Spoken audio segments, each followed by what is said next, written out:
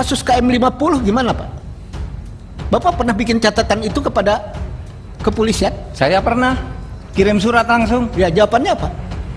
Itu urusan Kapolri. Saya pernah, saya sebagai Jawabannya, Menko Polhukam tidak atau Kompolnas. ada jawaban ini apapun, nggak hasil penting ya, Pak? penyelidikan tindak lanjuti resmi Pak, tertulis Pak. Ada Masa tindak saya lanjut diam? nggak, Pak? Boleh dong.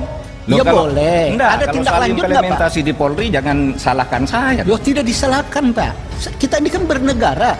Yang saya tanya adalah tugas Bapak itu direspon nggak? Kalau tidak direspon, maka benarlah tidak perlu ada Kompolnas. Kalau direspon, berarti ada Kompolnas. Polri semakin maju, kan begitu Pak? Kita Ya, kan silakan. bernegara Pak. Silakan bukan aja menang-menangan. dinilai, Pak. Jadi jangan menang-menangan Pak. Saya menggali ini dalam rangka untuk kepentingan yang saya paham untuk bernegara. Kalau surat-surat Kompolnas tidak dilayani sama kepolisian, buat apa Kompolnas ada?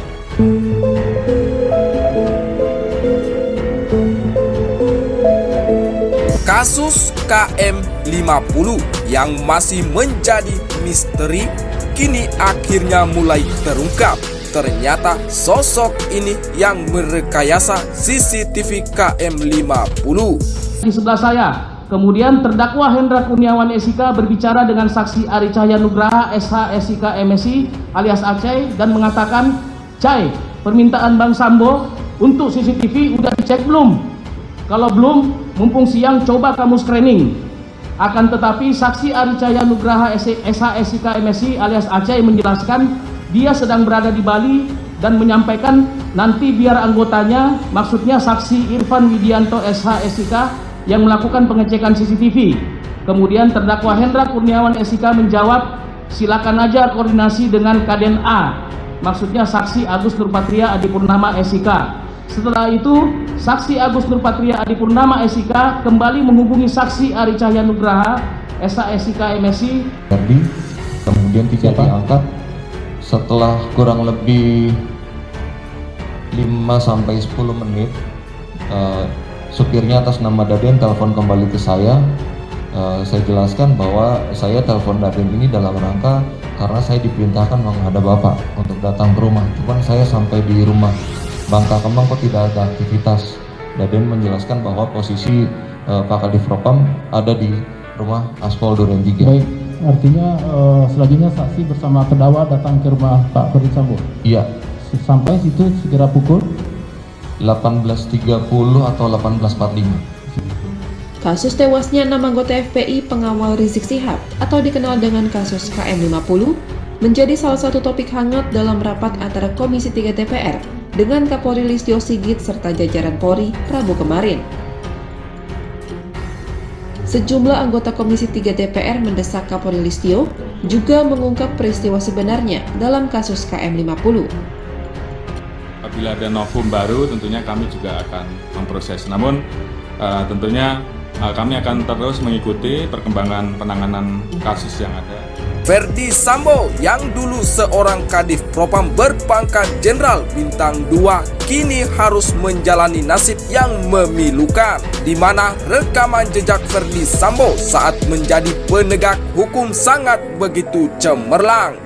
Namun bicara tentang masa lalu, Ferdi Sambo yang saat itu masih menjadi anggota Polri tak terlepas dari kasus KM50. Usai menerima hukuman atas kasus pembunuhan berencana Brigadir Yosua Huta Barat, begitu banyak pihak yang mengharap jika Ferdi Sambo akan bongkar kasus KM50 ini. Ya, mobil yang berada di KM50 itu terindikasi hari ini mobil yang ada dalam peristiwa tertembaknya saudara kita tercinta Joshua. Dan misteri di KM50 itu saya kira lebih hebat ketimbang misteri kematian Brigadir Joshua. CCTV rusak tapi nggak ada penjelasan, lokasi dihilangkan. Sekarang saya lihat kemarin udah di beko semuanya. Ini semuanya penghilangan alat bukti. Saya kira ini sesuatu yang bertentangan dengan tata cara penanganan kasus di tubuh kepolisian. Sebelumnya juga Ketua IPW Sugeng Teguh Santoso pun telah memprediksi bahwa Verdi Sambo akan buka-bukaan soal pelanggaran anggota Polri lain. Menurut Sugeng Teguh Santoso, jika Verdi Sambo akan bongkar semua kasus KM50, dinilai sebagian pihak bahwa masih ada yang ditutupi. Namun ketika hakim bertanya lebih mendalam terkait peran Sambo dalam mengelola CCTV KM50, Verdi Sambo hanya bisa terdiam. Kalau sampai bertolak, banyak ulama besar di sana, tiap saya ketemu nanya itu, saya jawab itu Polri Pak yang bisa jawab. Saya bilang, saya sebagai anggota nggak punya data apa-apa, paling bisa bertanya dan bertanya. Jadi kalau Mama Presiden ada kesempatan membuka KM50 dengan cara bagaimana tahun November baru, ya boleh aja lah, kita lihat nanti. Semoga bisa terperhatikan juga. Ya, kasihan Pak, ulama-ulama pada nanya, ini satu aja ribut begini, yang 6 dicuekin aja.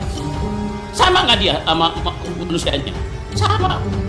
Kalau kasusnya hampir sama, gaya-gaya tembak-tembak di CCTV di ulama sama modelnya. Ya, moga. Akan tetapi sebelumnya Verdi Sambo mengakui peran tersebut. Artinya tim di bawah koordinasinya ikut terlibat pada kasus 6 anggota Laskar Front Pembela Islam. Seperti yang kita ketahui bahwa 30 personal Propam yang dipimpin oleh Brigjen Pol Hendra Kurniawan yang ditugaskan pada kasus KM50 pada perkara obstruction of justice Hendra Kurniawan, di mana isi dakwaan JPU menyebut bahwa AKBP Ari Cahyanugra alias Acai yaitu petugas yang merekayasa CCTV di kediaman Sambo Duren 3 serta juga di KM50.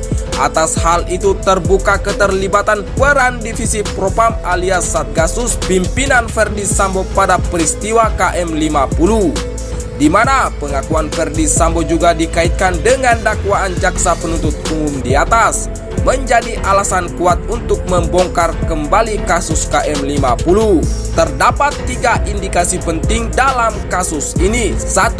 Menjadi novum agar memeriksa ulang kasus KM50 seperti yang telah dijanjikan oleh Kapolri Jenderal Listio Sigit Prabowo di depan DPR.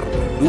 Keterlibatan Satgasus Polri yang dipimpin Verdi Sambo pada perkara KM50 semakin nyata serta terbukti. Saatnya untuk mengusut tuntas sehingga terbukti jika dalam perkara ini telah terjadi pelanggaran HAM berat. 3. Delik obstruction of justice dapat dikenakan kepada Komnas HAM karena diduga kuat Komnas HAM telah menutupi fakta yang diketahuinya dalam proses pemeriksaan perkara KM50. Pemeriksaan Hendra Kurniawan serta Verdi Sambo pada Duren 3 sudah menguak serta membongkar kasus KM50. Bagaimana menurut kalian? Silakan cantumkan di kolom komentar. Terima kasih telah mengikuti berita ini sampai selesai.